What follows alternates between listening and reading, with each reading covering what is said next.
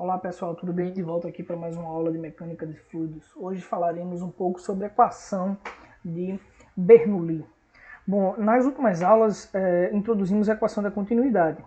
Essa equação ela conclui que para a hipótese de regime permanente seja verdadeira, a massa de fluido que entra por uma seção de um tubo de corrente deve ser igual àquela que abandona, aquela que sai por outra seção qualquer. Podemos então fazer um balanço de massas ou vazões em massa entre as seções de entrada ou saída de um determinado escoamento. Com base no fato de que a energia não pode ser criada nem destruída, apenas transformada, é possível então construir uma equação que permitirá fazer o balanço de energias da mesma maneira como fizemos para as massas por meio da equação da continuidade. A equação que permite fazer este balanço chamamos de equação de energia, e nos permitirá, junto com os conceitos de equação da continuidade, resolver inúmeros problemas, como determinação de potência de máquinas hidráulicas, determinação de perdas de carga em escoamento, transformações de energia e assim por diante. Essa equação envolve, em geral, uma série de conceitos novos. Por esse motivo, vamos aqui na aula de hoje fazer uma inversão no sentido de dedução da fórmula, que pode parecer conceitualmente estranha para quem já está acostumado com o assunto, mas ela é didaticamente válida.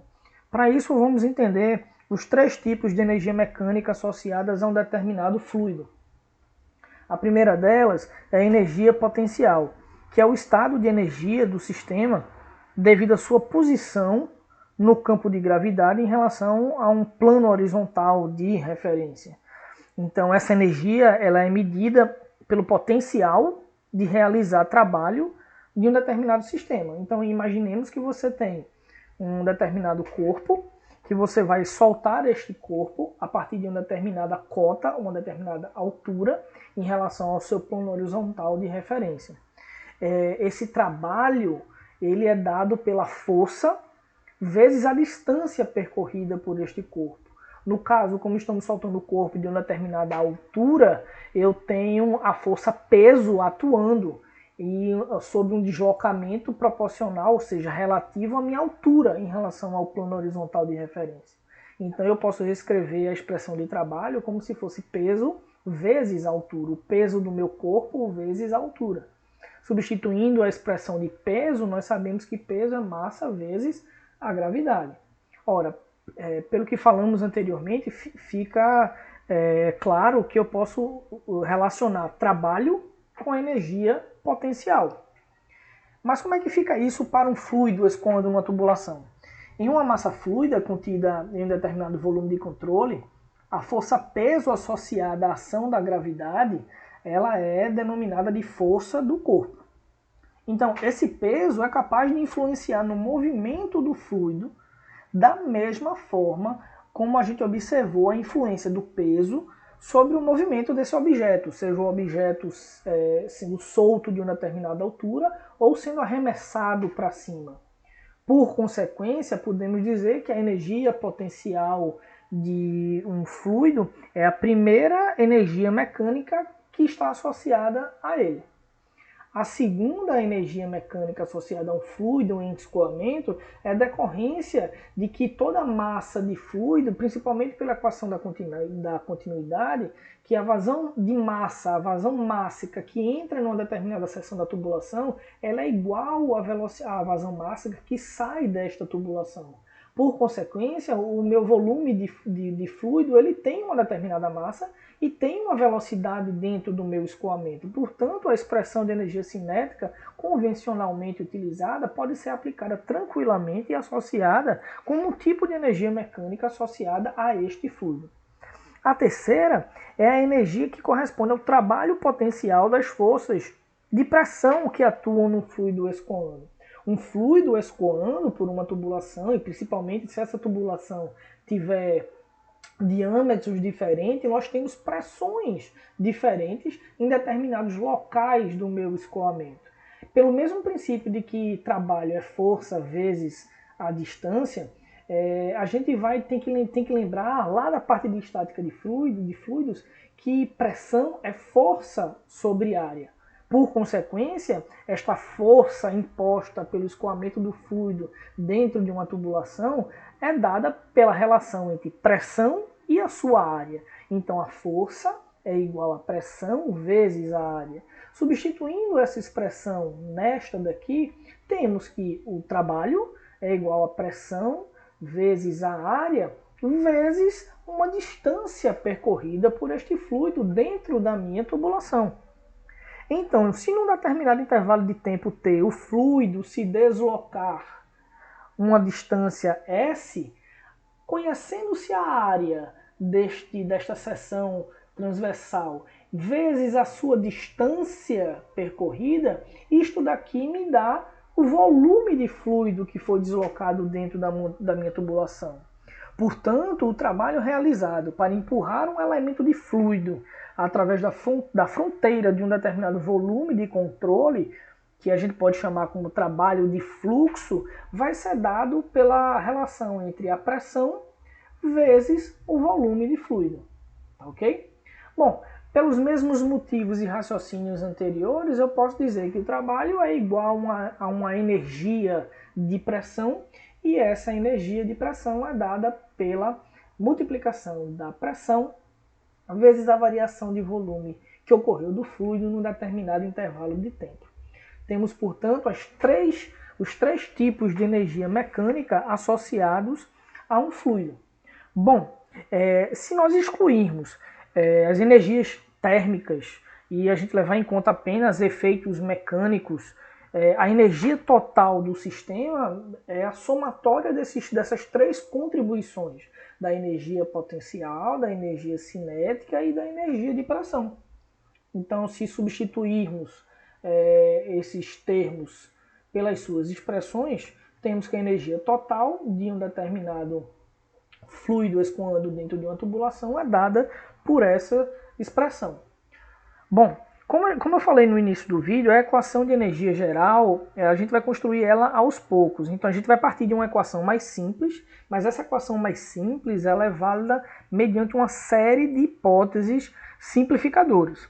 Então, é óbvio que, como toda dedução, quando aplicamos hipóteses simplificadoras, a gente começa a criar um afastamento entre os resultados obtidos da equação e aqueles que a gente iria obter na prática. Então, a equação de Bernoulli, devido ao grande número de hipóteses simplificadoras que vamos aplicar agora, ela dificilmente poderia produzir resultados compatíveis com a realidade. Entretanto, do ponto de vista didático, ela é extremamente boa, extremamente eficaz, e a gente consegue entender mais claramente o seu princípio, o seu conceito e a sua aplicação. Bom, que hipóteses simplificadoras são essas?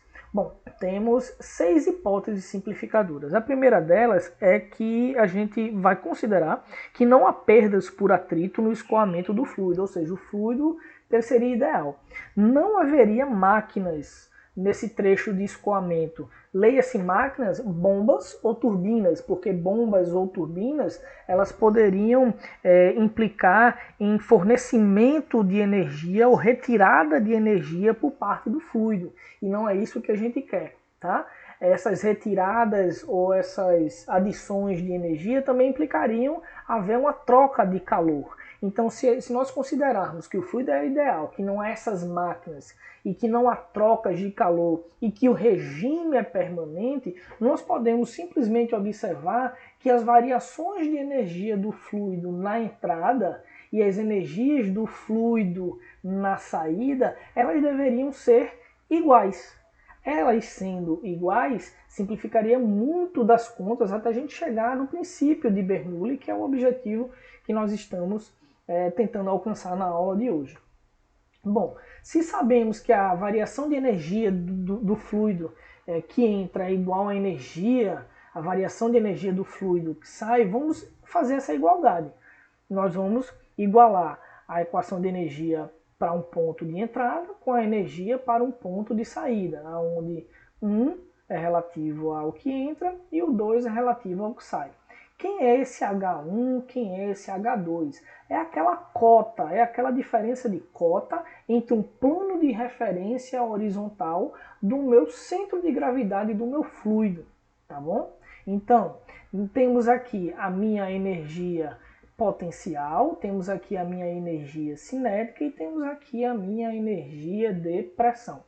Vamos começar a simplificar essa equação.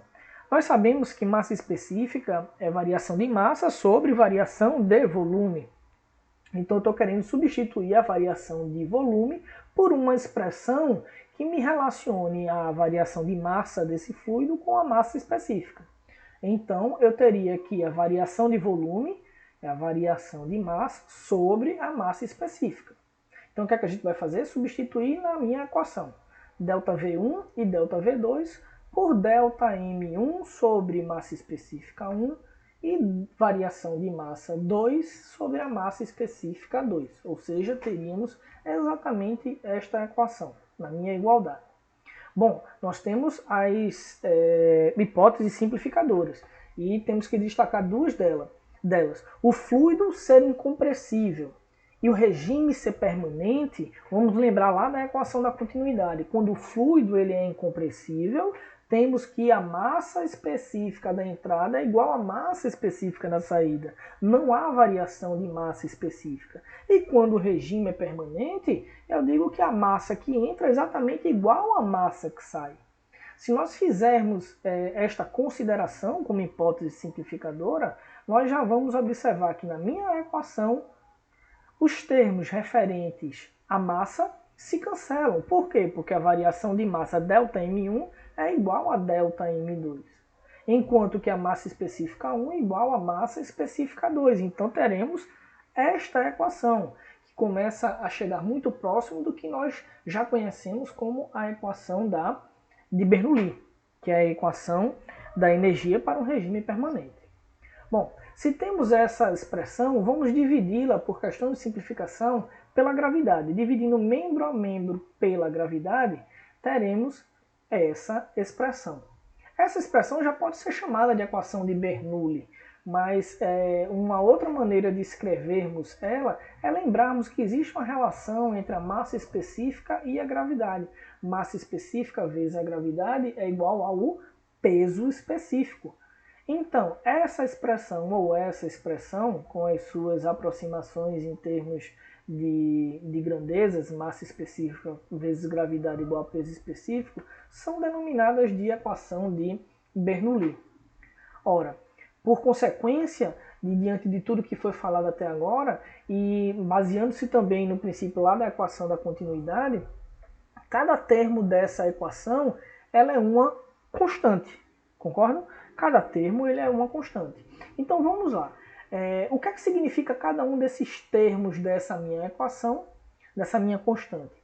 O primeiro deles, que é pressão sobre o peso específico, é chamado de carga de pressão.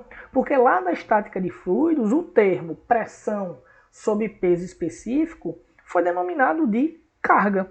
Ou seja, este termo ele é chamado de energia de pressão por unidade de peso.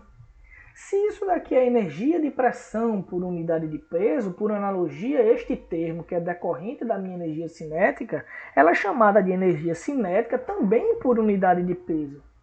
Enquanto que o H1, que é a minha cota, é a minha energia potencial por unidade de peso. Perfeito?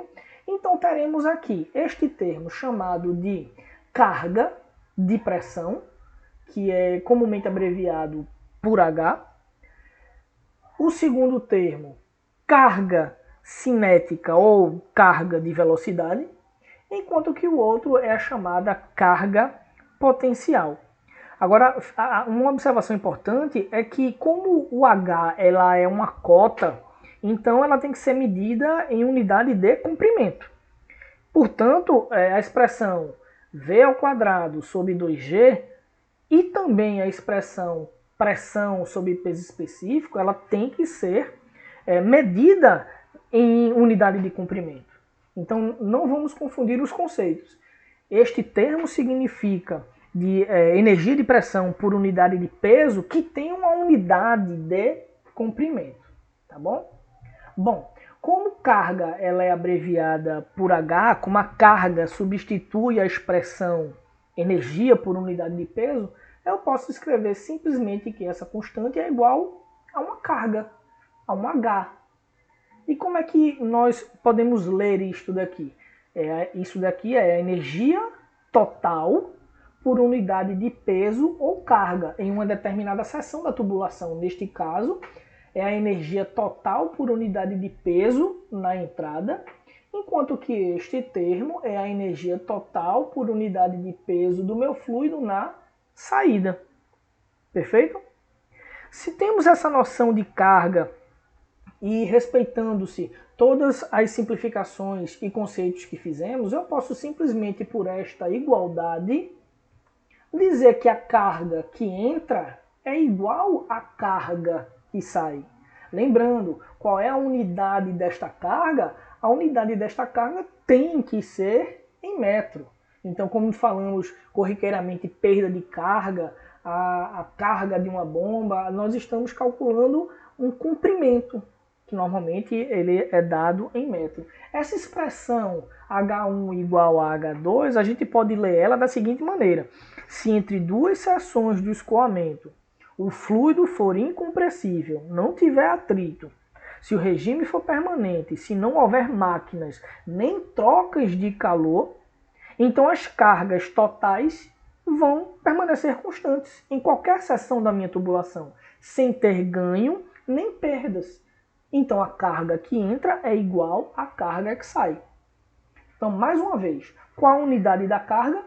A carga ela tem que ser dada em metro, porque mais uma vez eu tenho aqui a minha cota que é em metro. Então, para que isso aqui seja constante, a minha unidade da carga cinética tem que ser em metro e a minha unidade da carga de pressão também tem que ser em metro. Vamos observar isso? Vamos colocar aqui os valores das unidades de cada uma dessas cotas. Eu tenho aqui a minha altura, que tem que ser em metro. Velocidade é metros por segundo ao quadrado. E eu tenho aqui a gravidade é metros por segundo ao quadrado. Então eu tenho velocidade, metro ao quadrado, segundo ao quadrado, dividido pela gravidade, que é metros por segundo ao quadrado. Tenho a minha pressão, que é newton por metro quadrado, dividido pelo meu peso específico. O que é peso específico? Newton por metro cúbico. Se você for fazer os cortes, você vê que a minha carga potencial está em metro, que a minha carga cinética vai estar também em metro e que a minha carga de pressão também vai estar em metro. Perfeito? Então a unidade da carga, metro, sem nenhuma dúvida. Bom, uma observação importante, uma aproximação que a gente costuma utilizar também na resolução de questões é quando você tem tubos horizontais. Quando você tem tubos horizontais, essa expressão que decorre da equação de Bernoulli vai ter uma aproximação que é, se você pega o centro de gravidade do seu fluido, tanto na entrada quanto na saída, e relaciona-o com um plano horizontal de referência, a altura do meu fluido, tanto na entrada quanto na saída, para um tubo horizontal, ela é igual. Então não há diferença entre H2 e H1. Se não há diferença entre essas alturas, os membros se cancelam, chegando apenas a este resultado, que também é uma forma especial da equação de Bernoulli para tubos horizontais.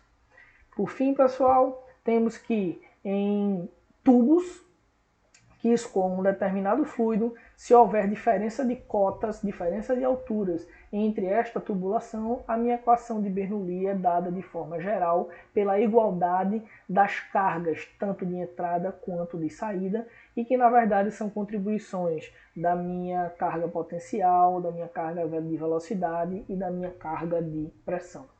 Espero que vocês consigam entender melhor aplicando os princípios da equação de Bernoulli na resolução de exercícios e nos vemos, portanto, na próxima aula. Grande abraço para vocês.